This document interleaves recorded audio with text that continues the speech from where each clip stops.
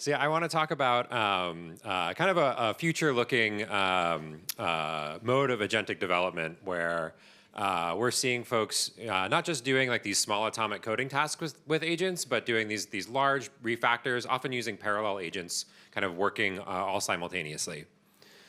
A bit about me. My name is Brennan. I'm the CEO of OpenHands. We're an MIT licensed coding agent. My background is all in like dev tooling and natural language processing. I've been working in commercial open source for over a decade now. Super excited to be building this stuff like in the open with the community. We got a bunch of contributors from academia, from institutions like Yale and Berkeley and CMU, as well as folks at like giant engineering organizations. It's very clear to me that software development is changing. I think that's clear to all of us at this point, and it's super important to me that the development community has a say in how that change happens. And so I'm really excited to be building this in open source. A brief history of how LLM coding has changed over the last several years. It kind of started with just typing into ChatGPT, here's what I need to get done, write me bubble sort, whatever it is, and you'd get kind of like a code snippet that had no idea of what was in your code base or like what context you were working with, right? The agent or the LLM had no visibility into what you were actually doing. But you could get these like very valuable code snippets, kind of like you would normally get off of Stack Overflow, but a little more customized. And then the next year or so, we started getting things like GitHub Copilot, where it was actually integrated in your IDE, and the LLM could see a little bit of context around what you were doing and get a better sense for what would be valuable code to generate here that would actually fit into your code base right away. And then another year later, sometime around last year, OpenHands and Devon came out in early 2024. And we started to get these agents that could not only write code, but they could run the code that they wrote, right? You get this, this agent with actual hands and a keyboard now, which can actually run the code that it writes. It can look at an error message, Google that error message, find a Stack Overflow article that's relevant, and basically do the entire inner loop of development. This is a huge leap forward for developer productivity. And it's where I got so excited and was like, I need to start a company here because this is the future. And what we're seeing now is now that folks are used to this idea of using agents to develop, they're using now like fleets of agents. They're sending off different agents on different tasks and managing multiple agents simultaneously to get a lot more done simultaneously. Some examples of kind of things that fit in that last bucket, things that aren't one-shotable with a single agent but are still very automatable, are things like if you're updating your programming language, like Python 2 to Python 3, rewriting from one language to another, doing a large refactor of your code base. You can imagine these tasks that involve like a lot of effort that you might envision putting like a team of developers on or having one developer work on for months, but is like really rote work that doesn't involve a ton of creative thinking. These are hugely automatable tasks. But they're still too big for like a single agent to just one shot. You can't just like drop these tasks into an agent and expect it to succeed.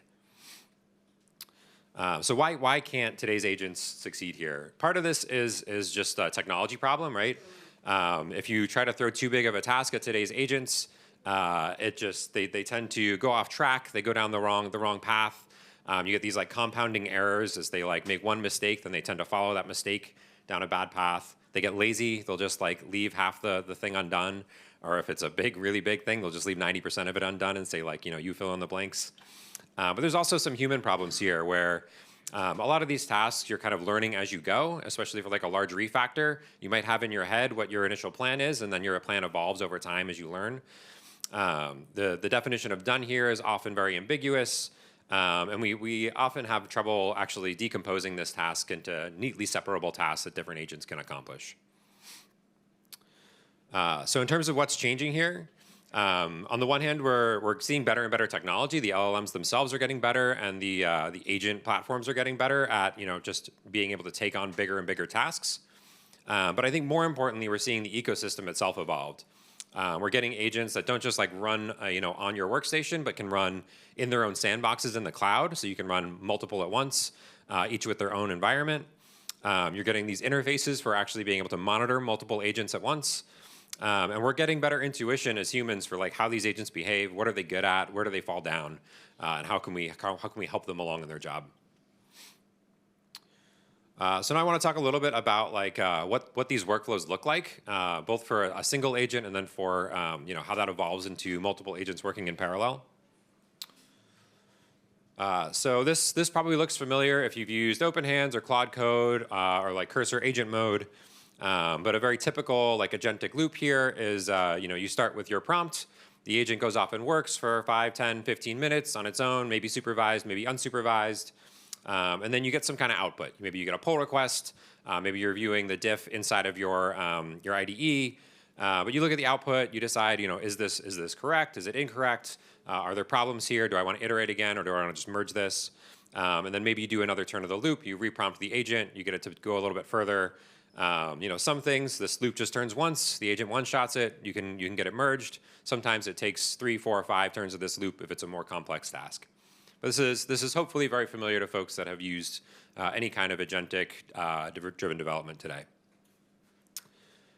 This gets a little bit more complicated when you've got multiple agents running in parallel. And typically the flow starts with either a human or an agent figures out how can I decompose this task into things that can be achieved independently. This is very similar to how like an engineering manager would think about a big project. What can I give to one engineer and another engineer, and they have them both work on their own branches. Maybe with some context sharing, but like for the most part, they can get their work done independently without depending on one another. Maybe one person's working on the front end, one person's working on the back end, and there's a shared idea of what that API interface is going to look like. Things like that. So this is usually very problem specific. How you're going to decompose the task, and I'll talk more about decomposition strategies later. And then you get each of these agent loops going. You've got a bunch of independent versions of this agentic loop. And then at the end, you're going to have to figure out how do I collate all that work together and get a single pull request that I can then merge into main. And it's important to note that like you still have this human in the loop at each of those inner loops. So this is not something that you can really automate 100%. The goal here is really like 90% automation and then 10% human effort as you're kind of reviewing each of these agents. I think it's kind of unreasonable at least at this point with the technology to think that we're gonna just like throw one prompt in and have this fleet of agents go, and then you have something that's ready to merge into main. Having a human kind of checking each of these sub-agents output and making sure that each sub-agent is on task is going to help to make sure that the entire task stays on track. If they're all just kind of like pushing into the same branch without any human review, if one of those agents goes off track, it's going to derail all the other agents and you're going to end up with a mess. A little bit like about more concretely what this workflow looks like, especially in terms of like how to manage this via Git. Typically what I will do is I'll start a new branch that's going to be like my main workspace for this project. So we might call it like V1 refactor. I'll often add some like high-level context on that branch, usually as a file checked in. Agents.md is emerging as a standard here. You might not want to pollute your main agents.md. With OpenHands, we have a concept of micro agents that you can check in. But adding some kind of like file here that's going to give these agents, that kind of like pre-populate the agent's context, saying like, here's the overall goal here. You're going to give each one a different prompt about like its particular goal, but it helps it to have that like high-level context about what's the overall mission we're trying to accomplish.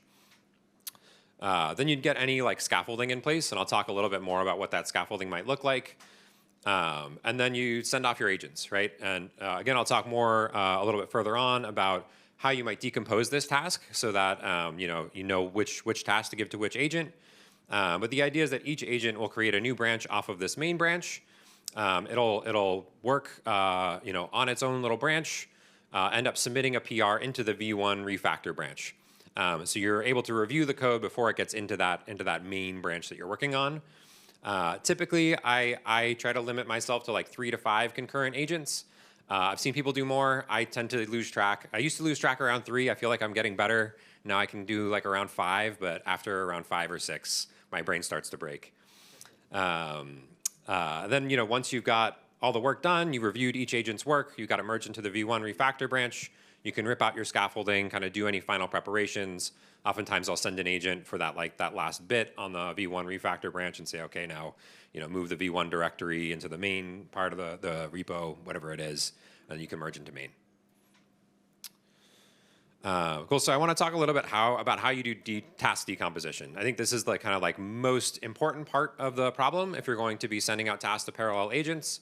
If you've got any experience with like managing people, that'll probably serve you well here, or being like a tech lead. I think this is it's kind of hard to talk about generally.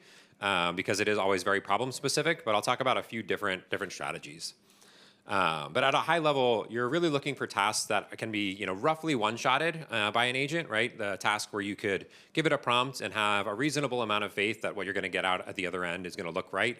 Maybe you'll have to prompt it once or twice more, but for the most part, you should be looking for things that an agent's going to understand quickly. Things that can fit into a single commit or a single PR, super helpful.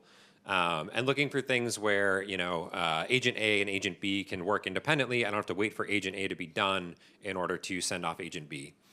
And then you really want things where you can kind of spot check their work quickly. That's one of the most important things. If you can say trust that if CI/CD is passing, everything worked. That's going to be super helpful for you to quickly review the code and make sure you're getting things merged quickly rather than spending all your time trying to click around and QA everything. So one decomposition strategy here would be to just go piece by piece through your code base, right? So maybe file by file. This would be good for something like updating Python 2 to Python 3. It's the kind of thing that you can change one file. You can use some static analysis to make sure that that file was changed properly. It's fairly straightforward to just kind of iterate through your code base. You list all the files. You send one agent per file. Maybe do a few at a time, and then just get them merged into main. You can spot check their work. But this is kind of a naive strategy, right? Going file by file or function by function, directory by directory. So something a little bit more sophisticated would be to build a dependency tree of your repository and say find the things that are kind of the leaf nodes. So you might start with the utility files that don't import any of the other files in your code base, migrate those. And then work your way up the stack until you get to your root level files, and then migrate those. That tends to work a little bit better for certain things, if you were going to add type annotations throughout your code base. Easier to start with the leaf nodes, and then once those have type annotations, those can get checked into the v1 refactor branch, and then you can click off your next set of agents on the next set of nodes. And they'll be able to kind of build off of what was done in that first step. Another decomposition strategy is I call this scaffold and iterate. The idea here is that you can, build, put some kind of scaffolding in place that allows you to live both in the pre-refactored world and post-refactored world. So this is a strategy I took when migrating our React state management system from one library to another.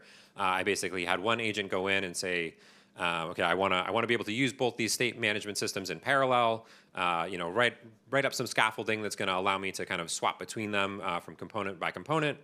And once I had that scaffolding in place, I could send off an agent for each individual component and migrate each component individually. All the CI/CD checks would pass, so I could be very confident that each one had done its job correctly. I could click around on the UI, make sure that particular page still works. And then at the end, I was able to just rip out all that scaffolding to support the old state management system, and I had one PR that migrated all the state management to the new system at the end of the day. Next, I want to talk a little bit about context sharing. So again, you're going to be learning as you go with these sorts of tasks. They are, they tend to be very loosely scoped at the beginning, especially a big refactor. So as these agents learn things, as they come up against hurdles, you're going to want to find ways to share that with future agents or other agents to make sure you're not having each agent kind of relearn the same lesson. One kind of naive strategy here would be to share everything. So the naive way to do this would be to have a single agent running the entire task. It's going to build up a ton of context here, though, that is just irrelevant for those more decomposable parts of the task. Or you could have each agent be able to see into every other agent's entire history. This is not a very good strategy, even though they would have all the information. It's just you're going to pollute your context window. Agents are going to get confused. It kind of slows everything down because you've got more tokens going in and out. So this is not a very good strategy. Something a little bit better is to have a human pass context around. So if you're watching an agent and you see, this agent tried to use library, 1.2.3, and that didn't work. It had to go to, another major version, and you're seeing multiple agents kind of hit that same learning step. You can just kind of paste into the chat window for each agent, don't use 1.2.3. You could also go back to like an agents.md, something like that, and modify that like centralized file so that that learning is in some centralized place that future agents can take advantage of. Downsides here is that this involves some manual effort. You're gonna have to like babysit your agents, which I hate doing. I don't actually like want to watch my agents work. I just kind of want to trust that they're doing the right thing and look at the output. And you have to recognize when there's some kind of valuable learning, some kind of valuable information that the agent came across, and then like do that manual effort to like copy it, write it up, put it in the instruction somewhere else. A little bit more sophisticated here would be to have some kind of shared file like the agents.md or an OpenHands micro agent. Here the agents can like kind of automatically update this file as they go. You can have like instructions inside the agents.md or inside your micro agent saying like keep this file updated with any new learnings. You can do this either where the agents are just like pushing into that file as they please, or you can have them do it through pull requests where a human is reviewing that information as it comes in. I kind of prefer the latter approach because oftentimes the agents will just learn nonsense or like something that's hyper specific to that one agent and doesn't really matter to the other agents. So this is a good way to work, but one downside is that again the agents often learn silly things, and that agents.md can get polluted with a lot of nonsense. When the human is doing it, they can like paste into ongoing agents the learnings from other agents. Whereas like in progress agents, if the agents are kind of automatically running here, aren't going to get that most recent update unless it's somehow regularly pulling in the latest agents.md changes. A little bit more future looking, and this is definitely more experimental, is allowing the agents to talk to each other. We're starting to experiment with this as we build out the OpenHands agent SDK.